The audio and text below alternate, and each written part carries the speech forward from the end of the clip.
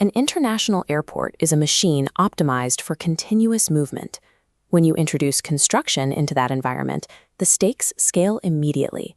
Executing a complex architectural fit-out inside a zero-tolerant, live operational terminal requires rigid control. There is no margin for error when passengers and aircraft move directly adjacent to your site. That is the exact scenario for the King Shaka Airport alterations and third-floor tenant fit-out. Traditional construction administration relies heavily on looking backward. Contractors build, issues occur, and teams argue about the cost and delay at the end of the month or the end of the project. A retrospective approach causes failure at an operational airport. If you wait until a security constraint delays your materials to assess the impact, you have already lost control of your schedule. To prevent this, Airports Company South Africa mandates the NEC3 Engineering and Construction Contract, Option B. Option B is a remeasurement contract. The commercial baseline is dictated entirely by a priced bill of quantities, assessing payment based on physical quantities completed against set rates.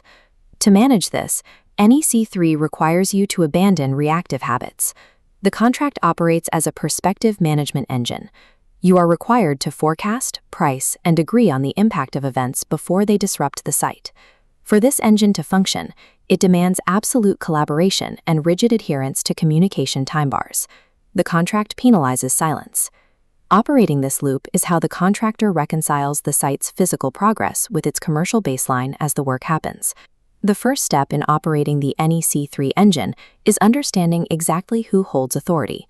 The employer, in this case Airports Company South Africa, finances the works, provides the site access, and ultimately owns the final asset. The contractor's mandate is singular: provide the works exactly in accordance with the rules established in the works information. Between them sits the project manager, the sole nexus of control. All instructions altering scope, program, or prices flow exclusively through this node. Operating parallel is the supervisor, verifying quality and works information compliance, but they cannot grant time extensions or approve costs. A frequent point of failure on traditional sites is the architect or lead designer issuing direct instructions to the contractor.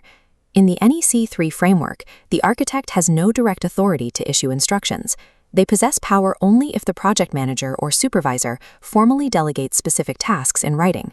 Enforcing these strict boundaries eliminates instruction creep.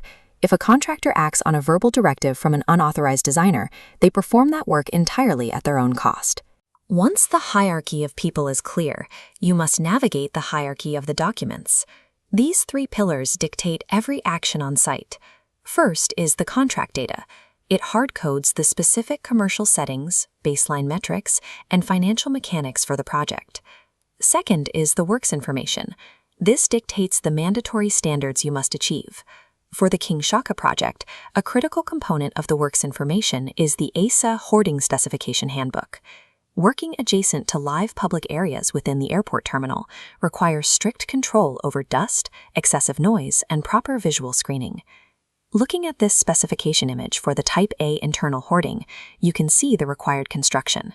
It mandates 16mm melamine finished chipboard panels on the public side, secured exactly at the vertical joints by black top hat sections. Third is the site information. This document outlines the physical and environmental constraints of the specific location. This photo illustrates a primary site constraint, the restricted operational environment. Because the third floor is on the land side of an active terminal, every worker and material delivery must navigate through strict airport security protocols. Finally, overlying all these documents are the Z clauses.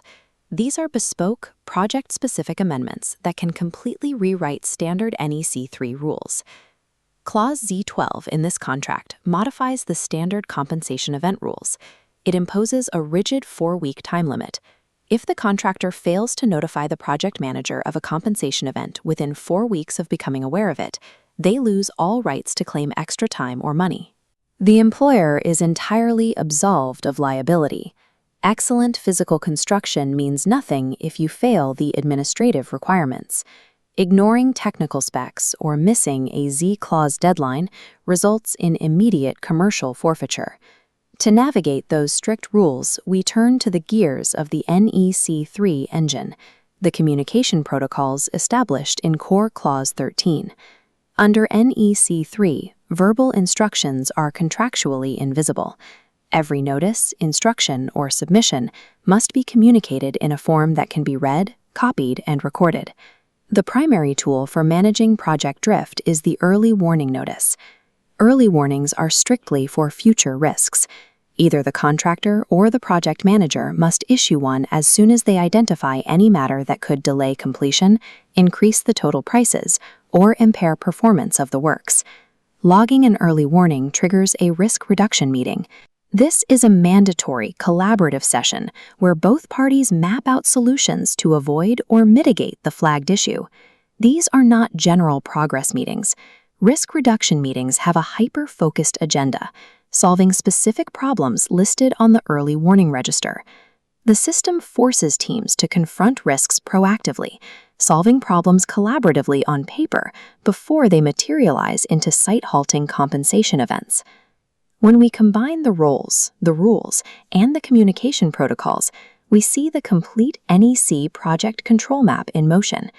It begins the moment a site risk is identified, perhaps a delayed security clearance for materials. The contractor immediately issues a formal early warning notice. This notice officially populates the early warning register, creating a transparent, shared record of the threat.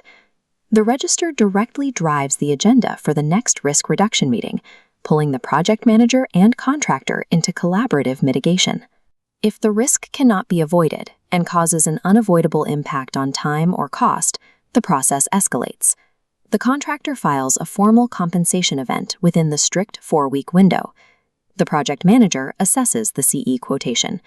Once accepted, it officially updates the master baseline program and adjusts the total prices. This administrative cycle must turn relentlessly. Keeping the cycle moving is the only way to lock in commercial protection and comply with the unforgiving Z clauses. Mastering this loop ensures the commercial record and the physical schedule remain synchronized until the final certificate is issued.